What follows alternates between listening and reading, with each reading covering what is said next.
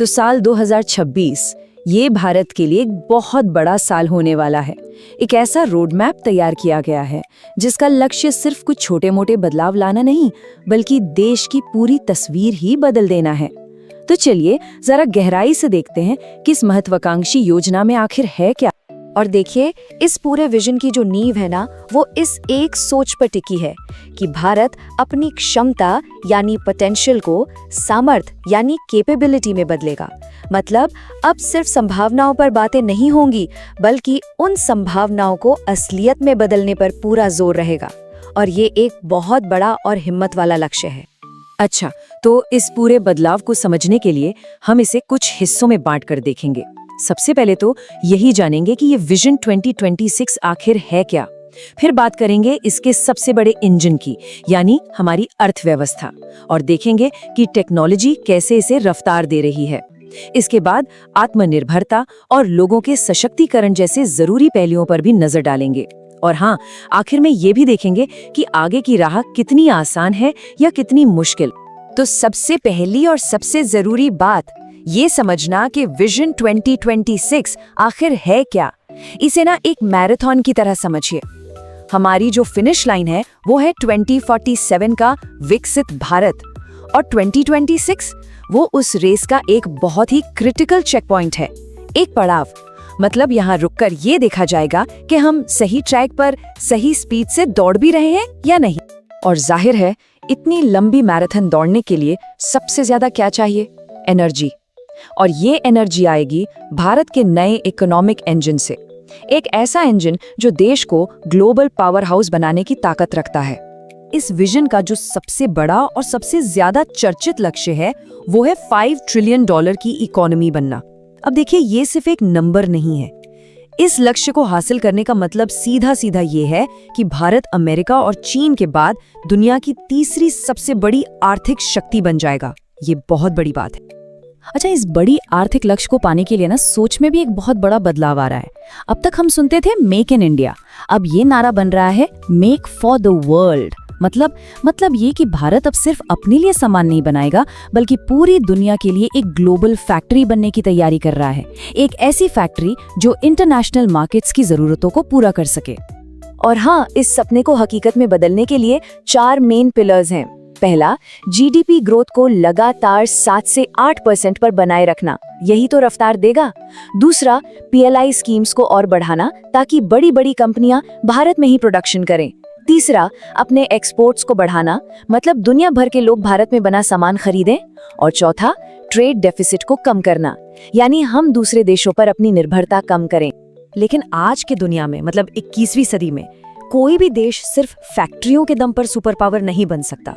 असली ताकत तो टेक्नोलॉजी से आती है। और इसीलिए दूसरा सबसे बड़ा फोकस है भारत को एक टेक्नोलॉजी इंपोर्टर से एक आत्मनिर्भर इनोवेटर बनाना। मतलब एक ऐसा देश जो अपनी तकनीक खुद बनाए, किसी और से ना मांगे। और इस टेक क्रांति के लिए 2026 तक कुछ बहुत ही ठोस लक्ष्य रखे गए हैं, जैसे कि इसमें एआई का पूरा इंफ्रास्ट्रक्चर खड़ा करने से लेकर भारत के पहले एस्ट्रोनॉट को गगनयान मिशन के तहत अंतरिक्ष में भेजना भी शामिल है। पर सबसे खास बात क्या है पता है? 2026 तक गुजरात और असम के plants made in India semiconductor chips बनाने लगेंगे, जो आज की डिजिटल दुनिया में कितने जरूरी हैं ये हम सब जानते हैं। और इतना ही नहीं, भारत अपने यूपीआई जैसे सफल सिस्टम्स को दूसरे देशों को भी एक्सपोर्ट करेगा।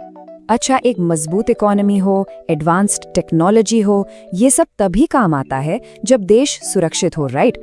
और यहीं पर आता है तीसरा बड़ा बदलाव, डिफेंस और एनर्जी में पूरी तरह आत्मनिर्भर बनना।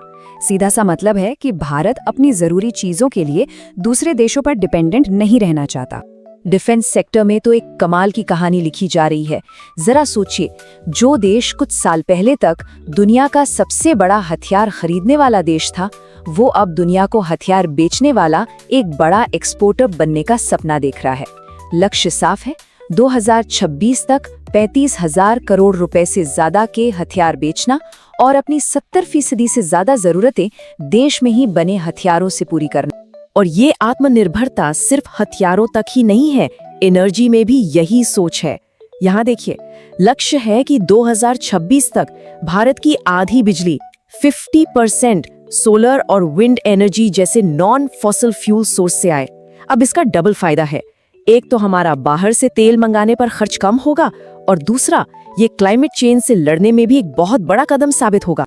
लेकिन इन सब बड़े बड़े इकोनॉमिक और टेक्निकल टारगेट्स का असली मतलब क्या है अगर आम इंसान की जिंदगी बेहतर ना हो?